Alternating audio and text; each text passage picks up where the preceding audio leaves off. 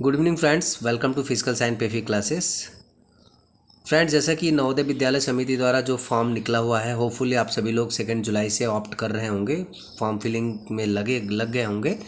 और तो और मैं आज आप लोग, यदि आप इंटरेस्टेड हैं और थोड़ा सा नवोदय के प्रति आपका मन है कि नहीं, नवोदय में मुझे जाना है और वहाँ के बच्चों को पढ़ाई करना है और आपको एक तरीके से रेजिडेंशियल स्कूल में अपने लाइफ को व्यतीत करना चाहते हैं और आपका जो इंटरेस्ट है एडवेंचर टाइप्स की लाइफ में ज़्यादा है, तो आप नवोदय को एक बेटर ऑप्शंस के रूप में अप्लाई कर सकते हो। तो यदि आप उसमें पाना चाहते हैं सिलेक्शन, तो कुछ चीज़ें मैं आज आप लोगों को एक फ्रूटफुल इन्फॉर्मेशन शेयर करूंगा, जो कि जिसमें किस प्रकार की आपको बुक पढ़नी है, कौन सी बुक पढ़ के आपको सिलेक्शन होगा, और इस बार जो कट ऑफ है कितना जाएगा, पिछली बार कितना था। एग्ज़ाम का पैटर्न जैसा कि आपको पता है चेंज हो चुका है।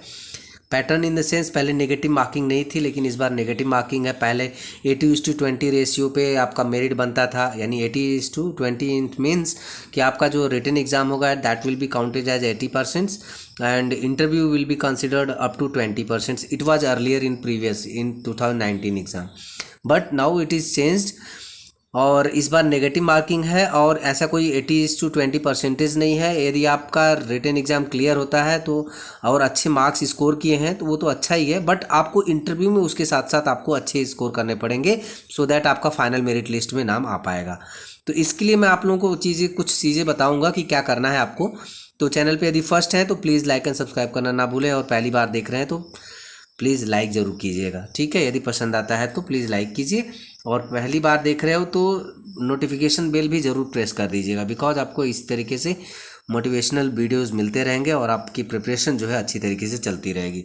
सो फ्रेंड्स, कैसे आपको सिलेक्शन लेना है देखिए, और कौन सा बुक पढ़ना है। तो आज बुक्स के बारे में जो मैं बताऊँगा आपको, जो बुक्स के बारे में बताऊँगा वो, यदि आप पीईटी मेल एंड फीमेल के लिए आप पढ़ाई कर रहे हो अगर, तो आपका जो सब्जेक्ट स्पेसिफिक जो एग्ज़ाम होता है उसमें क्या होता है कि 80 क्वेश्चंस आएंगे और 80 मार्क्स के होंगे, ठीक है। तो 80 क्वेश्चन 80 मार्क्स के होंगे।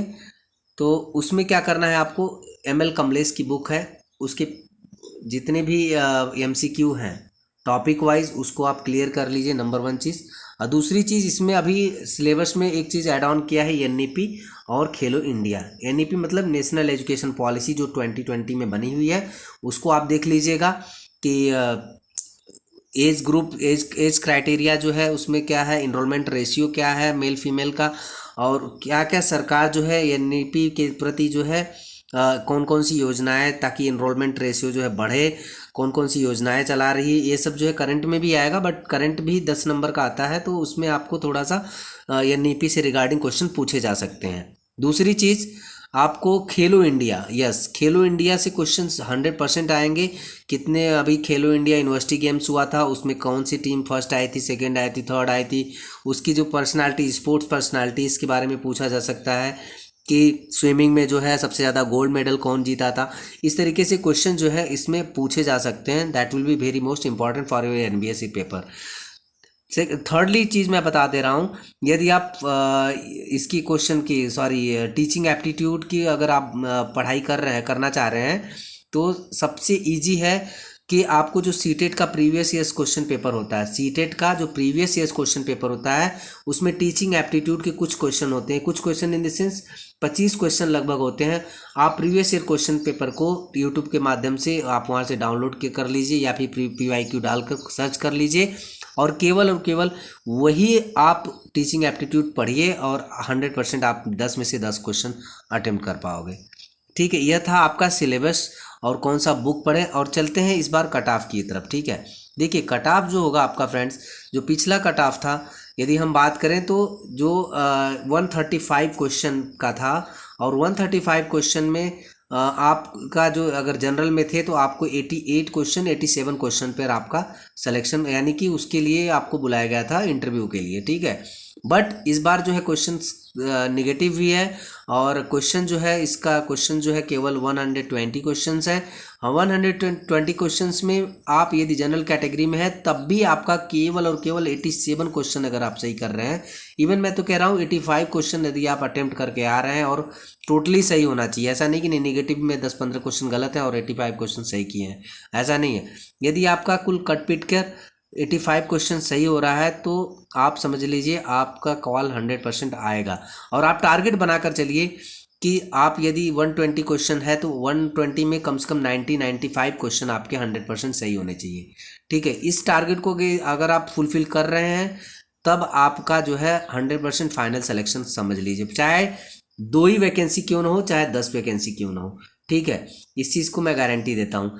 दूसरी चीज़, इंटरव्यू का क्या रहेगा। देखिए, इंटरव्यू का जो पहले रेशियो था वो 80:20 था, वो क्लियरली नोटिफिकेशन में पहले ही मेंशन था। जब नोटिफिकेशन एडवर्टीजमेंट आया था उस टाइम पे क्लियरली पहले ही नोटिफाई था कि 80% जो है रिटन मार्क्स कंसीडर किया जाएगा और 20% मार्क्स जो है इंटरव्यू का कंसीडर करके फाइनल मेरिट लिस्ट निकालेंगे।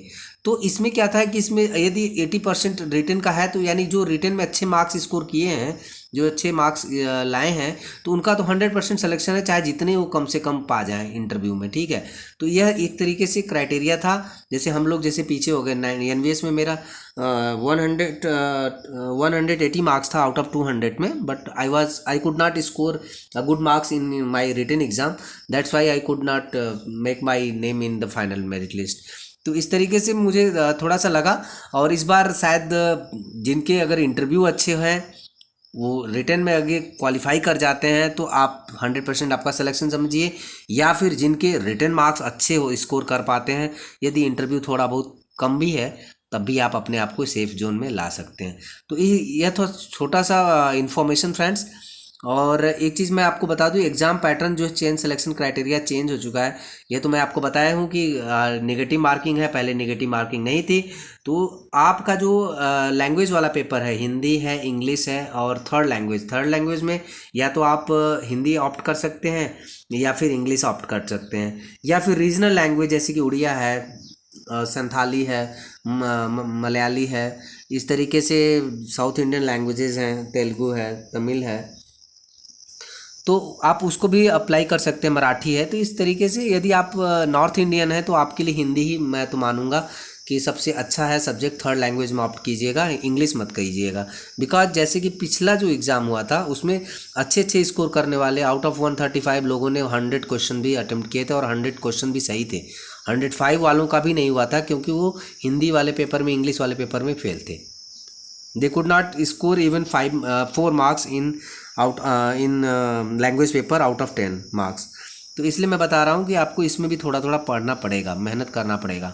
हिंदी, इंग्लिश, यह जो है पेपर फ्रेंड्स, जो आपका सीटेट का प्रीवियस ईयर क्वेश्चन पेपर है, हिंदी लैंग्वेज का, इंग्लिश का और थर्ड लैंग्वेज हिंदी का ही समझ लो। आप previous year question paper download कीजिए और उसी को मतलब थॉरली थोड़ा सा एक बार गो थ्रू हो जाइए। बाकी ज़्यादा इसमें पढ़ना लिखने की ज़रूरत नहीं है। आपको ज़्यादा मतलब कंसंट्रेशन करना है आपके 80 मार्क्स वाले पेपर में।